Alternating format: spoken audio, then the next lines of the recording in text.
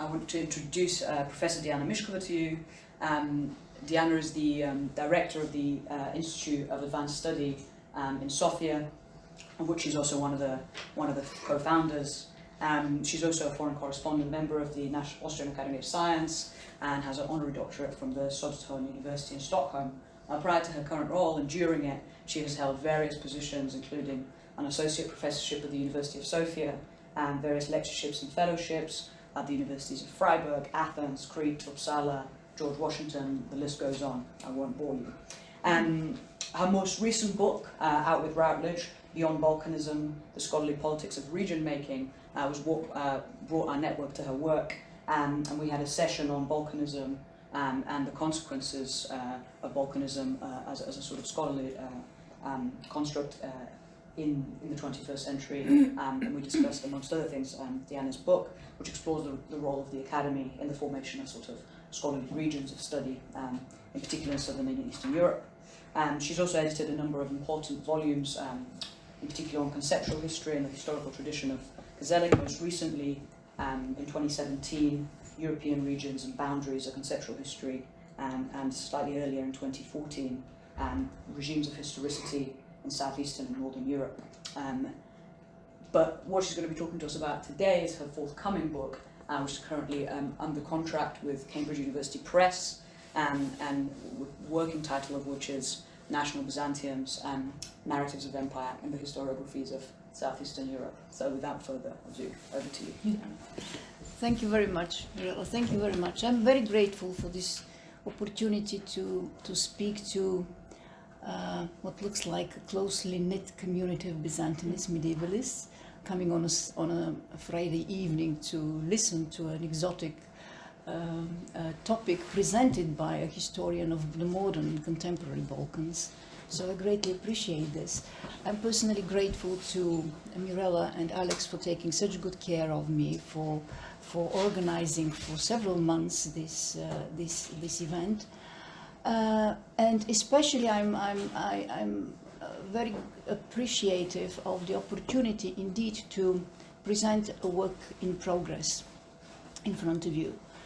And this explains why I so much look forward to your feedback at the end of this lecture, but also the fact that I will read it, for which I apologize.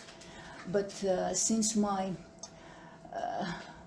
enthusiasm and my urge to present to you as much as possible of what my book is about within 1 hour made me opt for a more disciplined, even for less attractive in performative terms, presentation.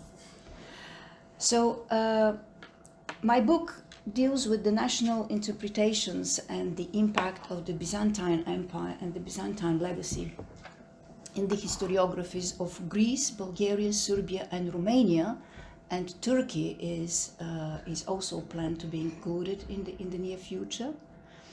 Countries once belonging to the Byzantine political and cultural orbit. Its purpose is not the examination of the Balkan traditions of Byzantine studies per se. While accounting for the gradual institutionalization and the directions these studies took, my aim is to look into the ways Byzantium was perceived, interpreted, and constructed by the historiographies of the modern Balkan successor states. In 1932, the eminent Romanian historian Nicolae Iorga, who coined the celebrated formula Byzance après Byzance, in order to capture the centuries-old survivals of Byzantine culture and institutions in the Balkans, denoted the outbreak of the Greek War of Independence in 1821 as the end point of his legacy, of this legacy. In many respects, however, the emergence of the modern Balkan nations and sovereign states in the 19th century signaled not the end point, but the birth of Byzantium as a subject of these nations' history. The role and impact of the Byzantine Empire became and remained a central theme in the national historical narratives and identity politics for the countries of Southeastern Europe. It was implicated heavily in issues like ethnogenesis and collective identity, historical rights, national patrimony, culture and mentality. As such, they were exposed to political and ideological deployment. The interest in Byzantium and its legacy emerged simultaneously with and was closely linked with the interest in the medieval precursors of the Balkan nation states, an interest itself bolstered by the project of national awakening and modern state building.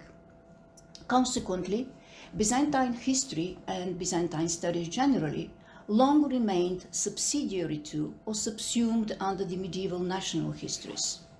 For most of the time since the 19th century, Byzantine history has constituted, methodologically as well as institutionally, an essential part of the Balkan national historiographies, and Byzantium was, and still is, interpreted from discrete national points of view. It is beyond any doubt that for a millennium, Byzantium exerted a profound impact on the Balkan states' political, juridical, and religious concepts and organization, on their spiritual and material culture. My aim, again, is not to trace the actual survivals of these commonwealths. It is to show how Byzantium was used to produce alternative views of the past, alternative national narratives, and serve particular political and scholarly agendas. The book is thus a study of the mirrored reflections of Byzantium, not the historical actuality. These reflections are also historical facts, but they belong less to the history of the Byzantine Empire than to that of modern historiography, or in more general way to the history of modern thought. Viewed simply as an essay in the history of historiography, my work may be considered, first of all, as an object lesson in historical relativism, showing the degree to which the historian's reconstruction of the past is conditioned by the intellectual environment of his time and place, by his own interest and experience, by the effects of tradition, the works of predecessors upon historical thought. But another aspect is that of the implications of these various interpretations for intellectual history, their role as an active force in shaping the intellectual environment. Interpretations of Byzantium have at times exerted a very considerable influence upon thought in a variety of fields, ranging all the way from aesthetics to the philosophy of history. They have also served propagandist purposes and chauvinistic nationalism. The book is organized around several historiographical eras marked by paradigm shifts in the writing of history or broad intellectual currents, pre-Enlightenment and Enlightenment perspectives, the Romantic era, the late 19th century turn towards critical or scientific historiography and the institutionalization of Byzantine studies, the interwar and the post-Second World War. For the sake of this lecture, however, I will skip the post-Second World War period, since the proliferation, diversity, and evolution of Byzantium's representations is such that they cannot be served adequately within such a format. In this more limited frame, I will try to present in some depth a representative sample of authors whose writings can help us capture the dynamics of Byzantium's presence in the histories of the empires. Most of the founders of modern Greece felt a cultural and political affinity with the ancient Greeks alone and considered the entire Byzantine period to be one of foreign Roman rule and subjugation. Since the beginning of the Greek Enlightenment, the ideal of national purity eclipsed that of historical continuity. The anti-clericalism and nationalism of the rationalist enlighteners led them to deplore Byzantium and its legacy. The Empire of East Rome was presented as the antithesis of ancient Hellas, an embodiment of corruption, debauchery, and decadence, of foreign domination and tyranny. In brief, as a medieval version of the Ottoman Empire. The Romantic period in Greek historiography marked the transition from the mental structure of revival to that of continuity. This entailed, first and foremost, filling the gap between antiquity and modern times, hence a complete metamorphosis of attitudes towards the Greek Middle Ages, and a radical restructuring of the Greeks' historical self-narration. After the establishment of the Greek state, the myth of the resurrected Hellas appeared too weak to sustain a national ideology for at least three reasons. It opened a huge time gap between the ideal past and the present. It was incompatible with the Orthodox Christian identity of the living Greeks, and could not satisfy the ideological and foreign policy needs of the young state. The emergence of national Greek history was inherently bound up with the integration of the histories of the Asian Macedonians and the Byzantines in a single general history of the Hellenic nation, in that it produced not only a homogeneous historical national time, but also a national space by establishing the geographical limits of the ideal Greek state. This was an operation that proceeded in stages during the second half of the 19th and the beginning of the 20th century. It posited three successive eras: Asian, Byzantine, and modern, with the Byzantine era as the key to the crystallization of a unified Greek nation, and was the work of at least three generations of scholars. Notable among them are the historian Constantinos Paparrigopoulos and the literary scholar Spiridon Zambelius, the two founders of the Greek Romantic historiography and main theoreticians of New Hellenic nationalism, and Spiridon Lambros, the voice of critical historiography in Greece at the turn of the 19th and the 20th centuries. Whereas Zambelius forged the term Helleno-Christian, thus uniting two notions that were hitherto mutually exclusive, the task to produce a major historical synthesis that would organically insert Byzantium into the flow of Greek history was fulfilled by Paparrigopoulos in the course of the 1860s and the 1870s.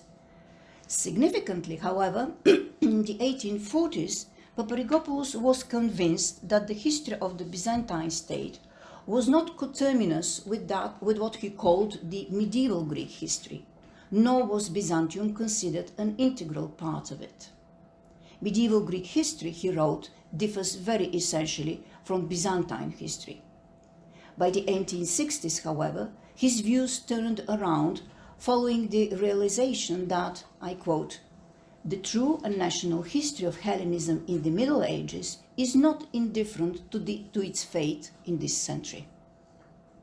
Paparrigopoulos now called Byzantium our medieval kingdom and its rulers our medieval forefathers. In this identification, there was barely a place for non-Greeks, if not as races, then certainly as creative elements, because, as Cyril Mango has noted, the essence of Byzantium is seen to reside in its Greekness and its value as an object of study in the survival of that same Greekness, often threatened and obscured, yet always able to reassert itself. End of quote. Between 1850s and 1880s, the Hellenization of Byzantium, mainly via language and the transcending assimilative powers of the Greek race, was completed. Henceforth, individual scholars and academic schools would contribute with some bricks to the tripartite edifice of the canon without modifying the overall construction and Byzantium's central place in it. The remarkable outcome of Paparrigopoulos' tour de force was to canonize Byzantium in Greek political thought as the telos to which the Greek state and Greek destinies were expected to strive to approximate. The doctrine of national unity and continuity presents here a classical case of an ideological construct in the Mannheimian sense, in that it veiled profound or even irreconcilable structural contradictions and cultural antinomies between classical Greece, medieval Christian Byzantium, and the Greek nation-state. Even so, Paparrigopoulos' unified tripartite schema of national history was overwhelmingly successful in that it is how Greeks understand their past today. The Bulgarian revival began largely as a reaction against Hellenism and evolved into a struggle against the Greek church and cultural assimilation. The notion of the double yoke, political Turkish and spiritual Greek, became a common trope in the crusade for national mobilization. The anxieties of the present provided the view of the past. The cultural and political role of the Greek Church was identified with that of Byzantium, and the ongoing nationalist strife with the Greeks was seen as the legacy or the extension of the confrontation between the medieval Bulgarian state and the Eastern Roman Empire. It is indeed stunning to witness the extent to which the Bulgarian reading of Byzantium mirrored that of the Greeks. The Greeks' appropriation of the Hellenic past and trumpeting of their links with the superior culture kick-started the Bulgarians into an intensive quest for traces of their own past, equation of contemporary Greeks with the Byzantine Empire, and rejection of any Greek cultural overlay, past or present. Consequently, Byzantium's two major cultural legacies to the Bulgarians, Orthodox Christianity and the Cyrillic alphabet, were fully and effectively alienated from it and assigned to the national patrimony. With the radicalization of the struggles for cultural and political emancipation in the second half of the 19th century, new elements appeared in the image of Byzantium. It was no longer merely the political rival and oppressor of the Bulgarians. Byzantium and its cultural influence were now held responsible for corrupting the Bulgarian national character and causing deep cleavages in Bulgarian society between the Byzantinized elite, an allusion to the modern Bulgarian elite's cultural Hellenization, and the unspoiled people. The Bulgarians sought to frustrate the contemporary national political claims of the Greeks as derived from the Byzantine legacy, less by contesting the empire's Greek character than by downplaying its historical role and prestige, a ploy that drew heavily on Western European Enlightenment imagery, and by concocting a rival medieval imperial model, that of the Bulgarian kingdom.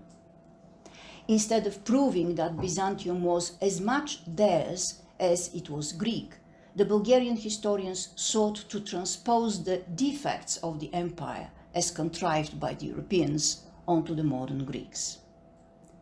In effect, the Bulgarian national historical narrative capitalized on the Greeks' self-identification with the Byzantines. Byzantium's ethnic and cultural strangeness made it possible simultaneously to present the medieval confrontation with the empire as a national one and to justify the contemporary resistance against the denationalizing policies of the Greeks and their patriarchate. Here we can see the curious linkage of the same false argument, that of the Greek identity of the Byzantine Empire, with two warring national causes, and the instrumentalization of the same thesis by two conflicting national narratives.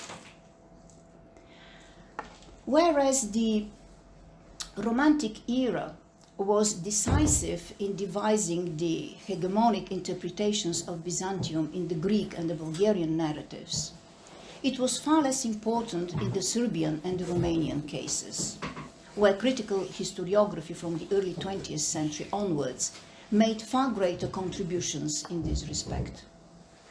The central theme of the Romantic Serbian historiography was the rise, expansion, and glorious feats of the Serbian state under the Nemanjić dynasty between the 12th and the 14th century, culminating in the so-called Greco-Serbian Empire of Stefan Dušan. In this story, Byzantium was assigned the role of the chief, yet declining political adversary, with a prestigious and alluring but aging culture, which, in stark contrast with the youthful vitality and creativity of the Serbs, lacked the verve, energy, and vision to carry its civilizational mission any further. In this scenario, the Serbs were endowed with the potential to lead a new Serbian Byzantium, that would fuse Byzantine imperial and historical traditions with Slav vigor and energy. Serbian medieval history in this romantic key featured as an inevitable teleological movement toward national independence, national consciousness, national unity, and ultimately Dušan's empire. The Latin origin of the Romanians was as central to their modern historical consciousness as Hellenic origins were to the Greeks. The Enlightenment era in Romanian historiography diverged considerably from the previous humanist tradition, which was faithful to the traditional view of Byzantium as the lawful continuation of the Roman Empire and the guardian of the Orthodox faith. It was epitomized by what was known as the Transylvanian or Latinist school, an intellectual and political movement whose purely Romanian project dominated Romanian history writing from the mid-18th century all through the 1860s. For the historians of the Transylvanian school, the decisive break in the history of the Roman Empire was the 7th century invasions of the Bulgarians and the formation of their state, which had separated its Latin-speaking citizens, the Romanians, from the body of the eastern part of the empire and made the Greeks its only masters. From that moment on, the empire based on Constantinople became a Greek state, Romaic, not Roman. The transformation of the Roman Empire into the Byzantine Empire in the 7th century, in other words, meant Greek usurpation of the name Roman and of the role of custodians of the empire. This provoked the angry reaction of the Romanian national historians. The name and identity they bestowed on Byzantium was that of an Eastern Empire or simply the East, kingdom of the Greeks or the Romaic. For them, its fall was a just punishment for the Greeks who had sinned by usurping the Eastern Roman Empire at the expense of its legitimate heirs, the Romanians. The national underpinnings of this anti-Greek attitude were similar to the Bulgarian, resistance against both the foreign Fanariot regime and the budding Greek nationalism. Significantly, Byzantium was virtually absent from the radar of the romantic Romanian historiography. It is telling that in his multi-volume The History of the Romanians, Alexandru Xenopol, the scholar who dominated Romanian history writing at the end of the 19th century, called the whole period between the 10th and the mid-17th century, which he defined as the medieval period of Romanian history, the era of Slavonism. Throughout this era, Byzantium is mentioned only in passing, and its direct impact appears negligible compared to that of Bulgarian political tradition and culture. Xenopol's assessment of the impact of the Slavic dominance on Romanian culture was not dissimilar to that of the contemporary Bulgarian historians about the effect of Byzantine dominance on Bulgarian culture. Cultural Slavonism, for him, was foreign to the nature and mentality of the Romanian people. As such, it had blocked for over a full 8 centuries the Romanians' intellectual creativity and advancement.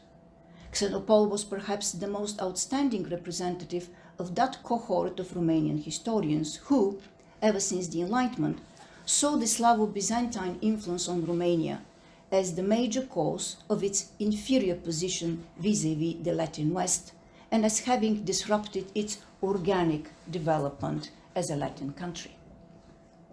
This construal would enjoy certain following in the next decades, however, it had to coexist with and confront a range of contending interpretations. Everywhere in the Balkans, the critical or positivist turn in historiography in the late 19th and early 20th centuries coincided with the heyday of irredentist nationalism.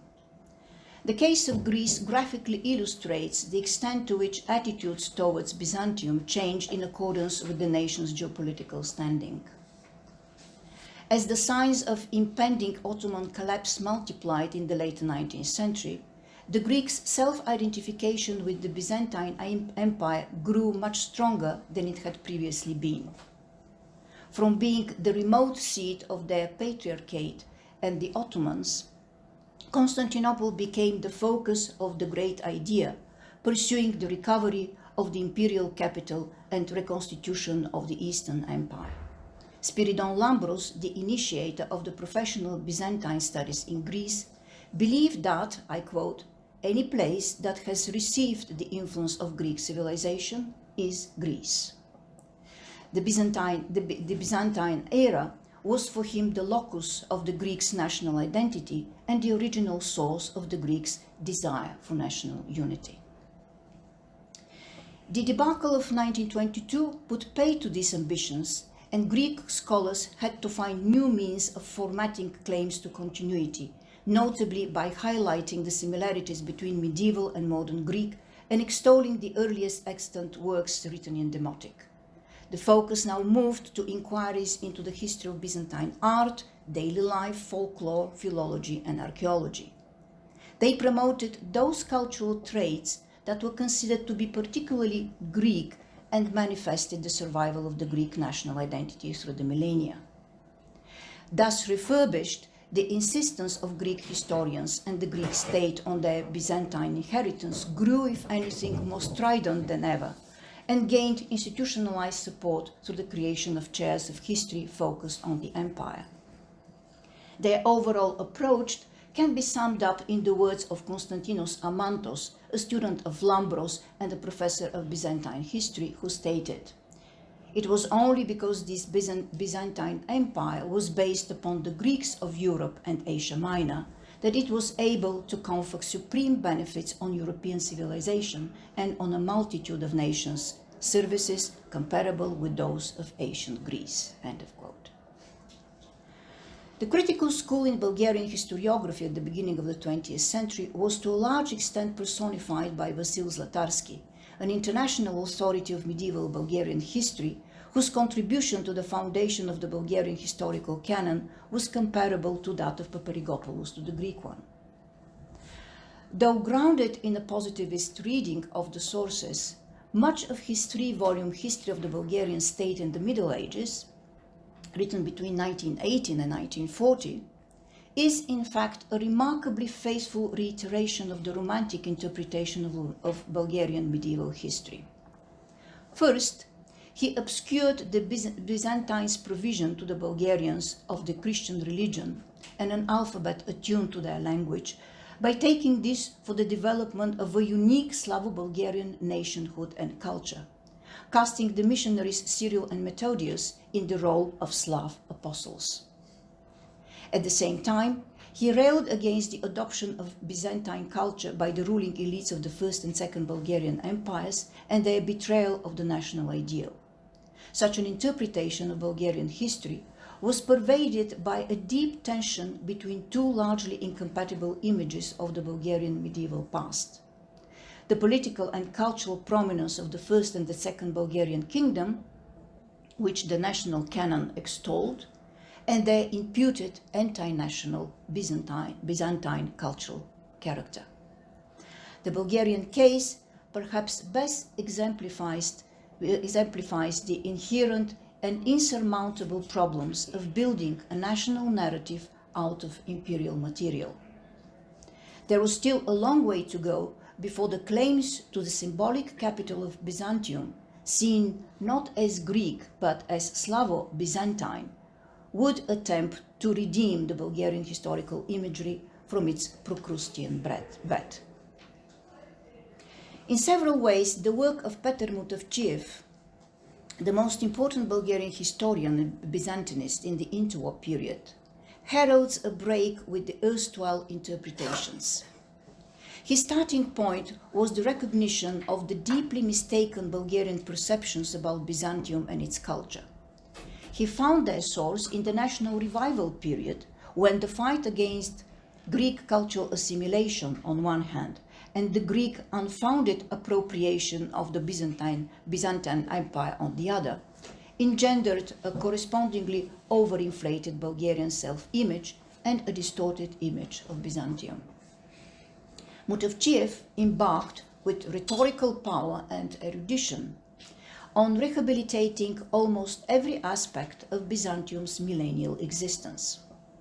In contrast to a long line of post-Enlightenment intellectuals, Western and Balkan, he maintained that, I quote, "In its deep essence, the Byzantine monarchy remained democratic, its supreme task being the preservation of the Eastern Roman community, and that in many respects it was centuries ahead of the medieval Western European societies." Mutavchev also took pains, I quote, to dispel the widely held delusion that Byzantium had been a Greek empire before the 13th century. He was actually the first Bulgarian medievalist to try to retrieve the empire, not by evoking Falmeria, but by opening the access of the Balkan and Near Eastern non-Greeks to its symbolic assets. "The Byzantine heritage," he wrote, I quote, "belongs not so much to the present-day Greeks, whose ancestors were a small minority, as to the various other peoples who then inhabited it and who still live in its former lands. For if the merit of the said Greeks and Grecized minority, if the merit of the said Greek or Grecized minority to the Eastern Empire lay in the fact that it had given it the official language, the peoples alien to Grecism cemented it with their blood and propped it up with their swords and with the creative genius of their best sons." End of quote. In all these respects, Mutavchev's reading of the Constitution of Byzantium signals a clear break with the national romantic tradition in Bulgarian historiography. However, his evaluation as a national historian of the empire's impact on the historical life of the Bulgarians maintained a substantial continuity with the Romantic and post-Romantic critical historicism.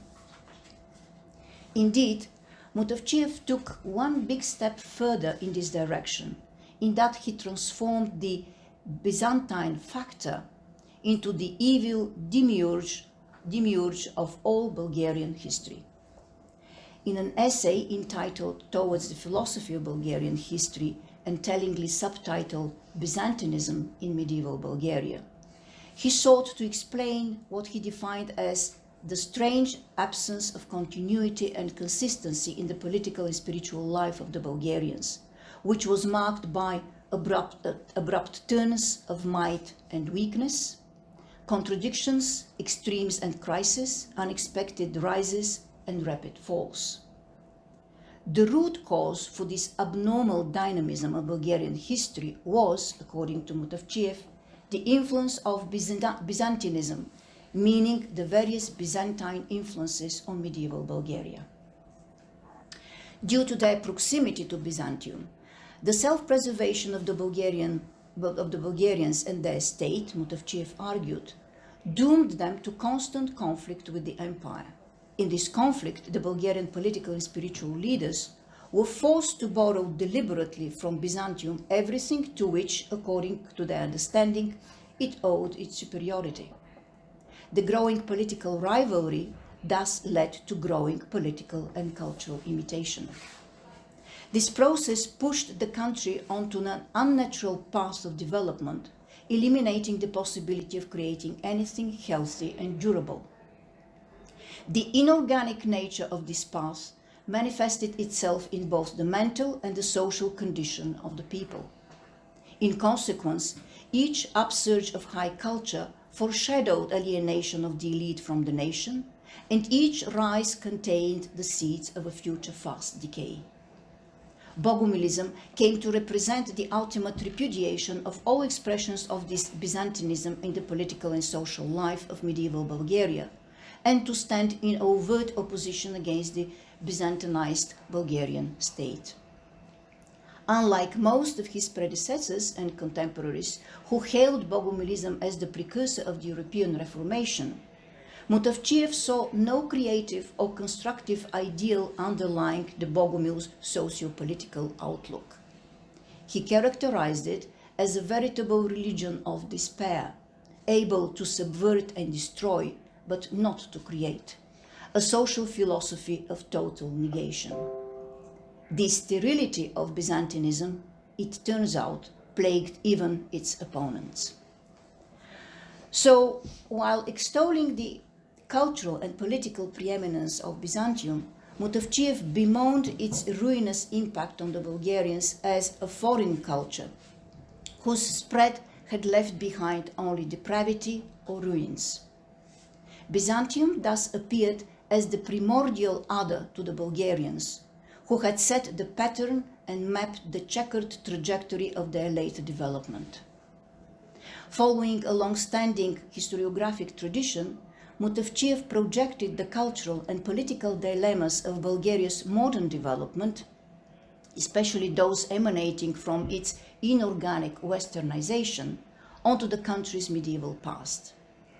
He weaved the earlier interpretations about the denationalizing and socially disruptive impact of Byzantium into a philosophy of Bulgarian history, which allowed him to connect the nation's past and present more explicitly and forcefully in a single meta-historical narrative marked by cyclical repetitions.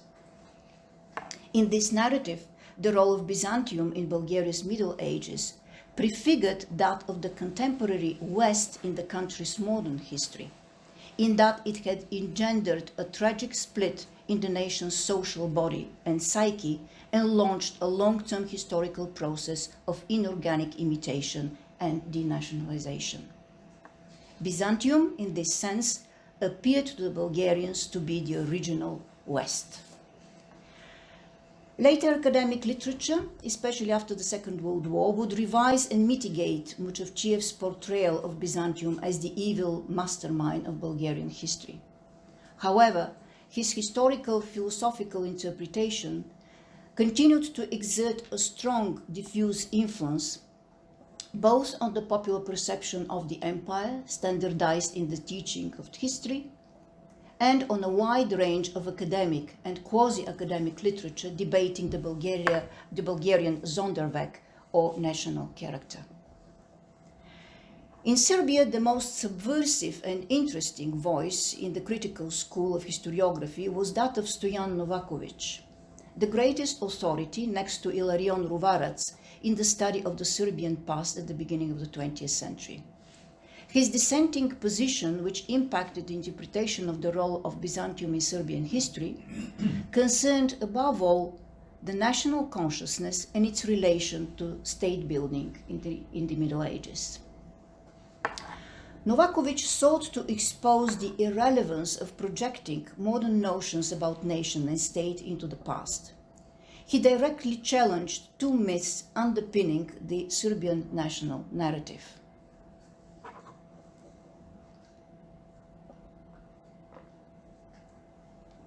The myth of the ethnic self-awareness and communal feeling of the Slavic multitude that flooded the Balkans from the 6th century, a theme that would be taken up later, that will be taken up again in our own day by Florin Curta, and the myth that the Serbian king's continued confrontation with Byzantium was steered by the perennial drive to liberate and unify the Serbian lands in a single and unitary state organized on purely national principles.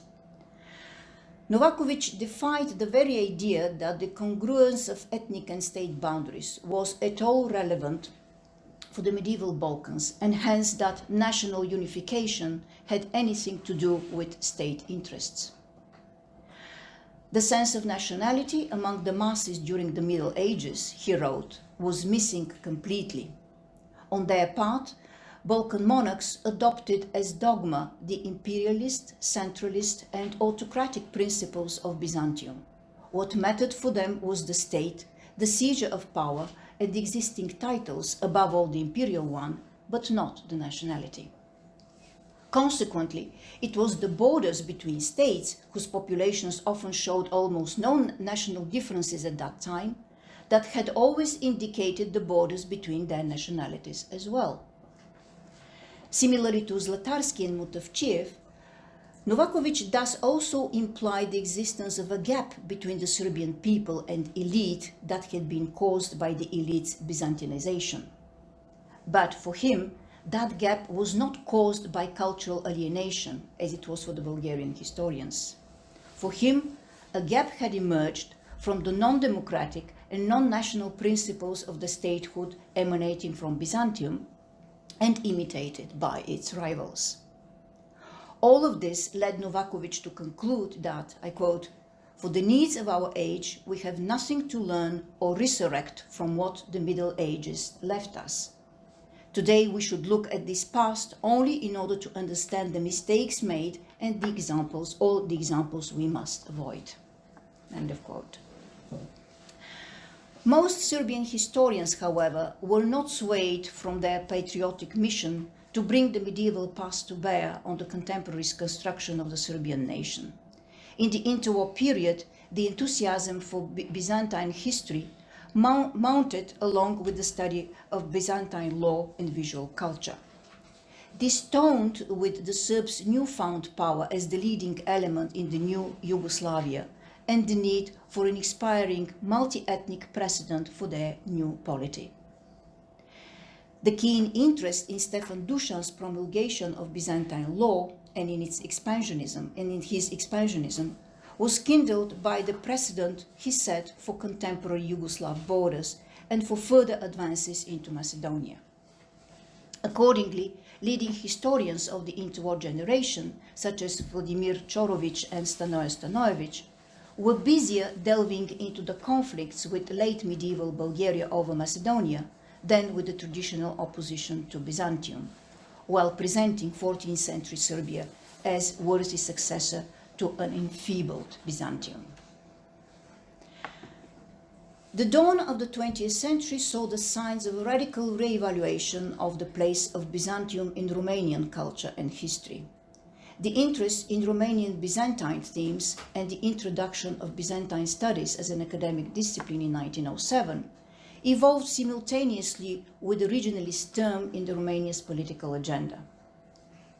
The early 20th century was the period of a very active Balkan policy when Romania aspired to the role of principal regional power and the protector of the Roman-speaking population who inhabited some parts of the peninsula. Nicolae Iorga, the most influential Romanian historian in the first half of the 20th century, became the emblem of the new view of Byzantium in association with Romania's new regional role. In weaving his Romanian Byzantine narrative, Iorga pursued, often together or in parallel, several mutually reinforcing strategies. One was to refute that the South Slavs had a right to consider themselves adequate counterparts of or rightful heirs to the Byzantine tradition and culture. Iorga used to insist that the Byzantine tradition, Iorga used to insist that the Byzantine tradition and the Orthodox Christianity formed the basis of the particular culture common to the whole Southeastern Europe, of the essential unity and civilizational synthesis between all those peoples. But he made it clear that this fact did not mean that all the peoples in question had contributed to this common culture or that they were entitled to an equal share of its heritage.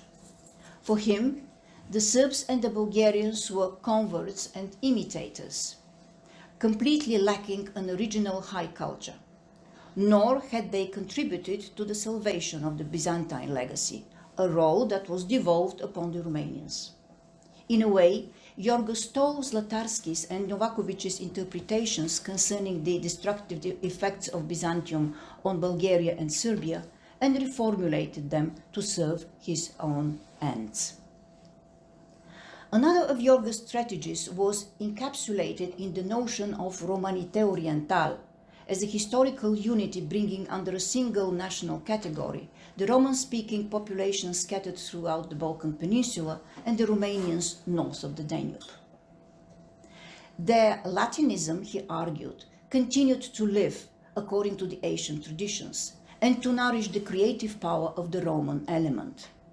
In this perspective, the Romanians appeared as bearers of the same imperial tradition as the Byzantines, however, brought to a higher stage, in that the Romanian states, as they had emerged in the 14th century, rested on, I quote, the popular conception of an empire with no seat in either the ancient Rome or the new Rome but whose ideal seat was in the very consciousness of the Romanian nation. Whereas the Bulgarians and the Serbs borrowed their forms from Byzantium and were completely exhausting their race in pursuit of the impossible possession of Byzantium, I quote, "The Romanian patriarchal organism conserved in popular, naive, rural garments the traditions of the Roman Empire, anticipating in the Carpathians the principles that would steer the modern era across Europe. It was simultaneously an indelible memory of the imperial dignity and a modern creation coming from the midst of the popular masses." End of quote. Yet Yorga's most celebrated contribution to the field of Byzantine studies, which he developed in the 1930s, was his idea of Byzantium's continuity after the empire's political demise in 1453, as captured in his acclaimed formula Byzantium after Byzantium. The longevity he had in mind concerned the institutions, the political system, the religious formation, and the type of civilization which kept on evolving and assimilating new forms of civilization. Even if it encompassed a vast area stretching from Italy to Georgia and Syria, the essence of Byzantine life, Yorga argued, was preserved mainly in the Balkans. And although the Ottoman Empire and the Patriarchate of Constantinople took over many of its functions, the actual successors, spiritual and institutional, of Byzantium were the Romanians. For 500 years, Yorga wrote, we gave asylum to the whole higher religious life, to the whole cultural life of the peoples from across the Danube. Greek Byzantium and Slav Byzantium, which derived from it, thus lived for another half millennium among us and through us, if not for us. There was a time when the entire Byzantine Balkan legacy seemed destined to pass on to our princess. End of quote. In Yorga's reading, therefore, Romania was the real Byzance après Byzance, having fulfilled a universal mission and safeguarded the distinctive post-Byzantine civilization of Southeastern Europe. What the Bulgarians and the Serbs had long fought for in vain, the Romanians received by right, since deep down they had never relinquished the Roman idea of empire and their Roman awareness. Ultimately, it was the grafting of the Byzantine legacy onto the Roman imperial substratum that, in Yorga's reading, shaped the unique character of Romanian civilization and secured the Romanians' place in world history. Yorga's interpretation would prove more popular with the post-Second World War generations of Romanian historians than in his own day. Prominent medievalists in interwar Romania, such as Constantin Giurescu, saw the role of Byzantium in Romanian history as derivative of, or else mediated by, that of the Slavs. Consequently, Giurescu made only fleeting references to the Byzantine legacy when discussing the organization and the culture of the medieval Romanian states, except for the religious architecture and art. On his part, Petre Panaitescu, perhaps the most outstanding historian of Romanian culture in the interwar period, provided a sociological perspective to the dominance of what he called the Slavo-Byzantine culture of medieval Romania. That this culture was not purely Byzantine, but was filtered through the social and cultural conditions of the Slavs, Panaitescu argued, was essential for its adoption by the Romanians. From the vast Byzantine culture, the Slavs had taken on what they could understand and assimilate in accordance with the level and structure of their society, that is, only its popular forms. As he put it in a vein that contradicted Mutavchiev, the Slavic culture is a Byzantine culture for the people, or more properly, a religious culture of Eastern Byzantine origin adapted to an agricultural patriarchal people. End of quote. If the Romanians had embraced and maintained for 9 centuries Byzantine culture in its Slavic form, and not the Western one, Panaitescu avowed, it was because it accorded with their social, economic, and spiritual conditions and needs that prevailed between the 9th and the 18th centuries. Slavo-Byzantine culture was thus a necessity rather than a misfortune or disgrace of history. Slavonism, that is popular Byzantinism, Panaitescu concluded, was not the cause for our rupture with the West, but the result of this rupture produced by the contrast in economic and social life. Of particular interest to our topic is his inference, clearly at odds with Yorga's, that Byzantinism never reached Romania in a pure indirect form, and that its Slavicization was precisely what made it adequate to and effective in the Romanian context.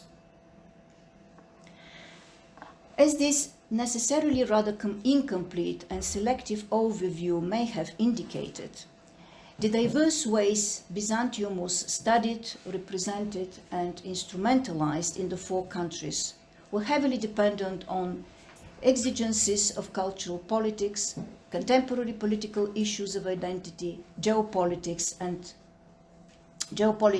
and relations with neighboring states, as well as on shifting political, ideological, and epistemological orientations. The interpretations oscillated between identification with the prestige or the stigma of Byzantium, between fighting against and emulating it, between appropriation of and dissociation from its legacy. Different readings often coexisted and competing with each other as parallel scenarios, and some underwent dramatic changes over time. Certain narratives became privileged by the national canons of history, and they demonstrate the markedly different ways in which the four historiographic traditions accommodated the Byzantine factor in their histories. Greek historiography devoured the empire and its cultural heritage wholesale, turning it into an integral part of national continuity. For the Bulgarians, Byzantium featured as the main adversary in confrontation with whom the Bulgarian national state and identity had crystallized and were sustained. The Serbian historians tended to stress the role of the medieval empire of Stefan Dusan as the actual heir and improved version of the Eastern Roman Empire.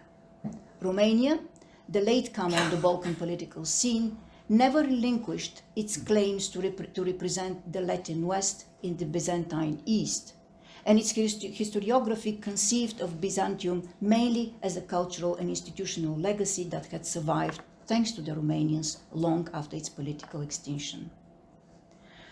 The coexistence of political rivalry with and cultural appropriation of Byzantium was a typical one, but the real stakes of the debate lie in the nuances of the interpretation.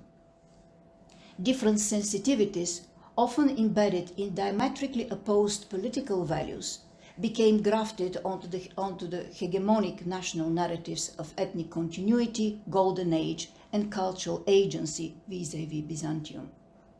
What faces us, therefore, is a range of competing Byzantinisms where identification with or dissociation from Byzantium was a function of the needs felt by the modern Balkan nations, such as the need to legitimize a newly constituted or still notional political structure by associating it with an illustrious precursor. The Balkan historical narrations fed on a set of shared assumptions revolving around key common topoi, such as historical right, uninterrupted ethnic continuity, occasionally autochthony, national unity, the vigor and creativity of the nation in assimilating allogeneic influences. The perseverance of this topoi testifies to and is the product of the longue durée of the national romantic canon in all four historiographies, arguably an outcome of the protracted process of nation-state building in the region. Embracing objective or conjectural history did not mean writing non-nationalist history. This logically led the national historians to suppositions drawing on the same ideological concepts, but underwriting the fragmentation of history into national chunks and the primeval supremacy of the nation as the agent of history. The positive attitude to Byzantium was reserved for those of its achievements or effects that could be nationalized or made to serve the cause of the nation, the conversion to Christianity being one eloquent example among many. The common imperial heritage failed to provide a basis for a common regional history.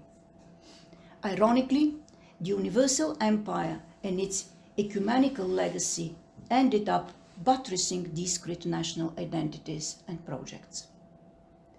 Another paradox is that these mutually warring national images were formed in constant dialogue with each other through the rivalries and cross-fertilization between historiographical schools.